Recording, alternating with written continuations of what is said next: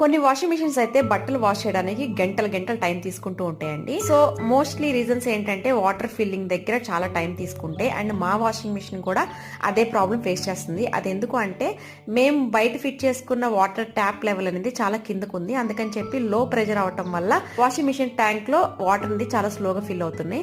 So అందుకని చెప్పి నేను బయట ఇంకో ట్యాప్ అనేది ఎక్స్ట్రా ఫిట్ చేసేసి దానికి సపరేట్ గా నేను ట్యాప్ నుంచి వాటర్ అనేది వాషింగ్ మిషన్ లో ఫిల్ చేస్తున్నానండి. మీకు లేదు అంటే మీరు ట్యాప్ అనేది సపరేట్ గా మళ్ళీ పైకి లెవెల్లోకి ఫిట్ చేసుకుంటే ప్రెషర్ అనేది నార్మల్ గా వచ్చేస్తుంది. మీరు టైం అనేది సేవ్ చేసుకోవచ్చు. ఇక్కడ మోస్ట్లీ మాకైతే ప్రాబ్లం ఇదే అండి. అందుకని చెప్పి నేను ముందు వాటర్ అనేది ఫిల్ చేసుకున్నాక వాషింగ్ మిషన్ ఆన్ చేస్తాను. ఇంక ఇప్పటి నుంచి మనకి 48 మినిట్స్ లో బట్టలు అనేది వాష్ అవుతాయండి. లేకపోతే మాకు 1.5 hour దాకా పడుతూ ఉండేది ఎప్పుడు రోజు.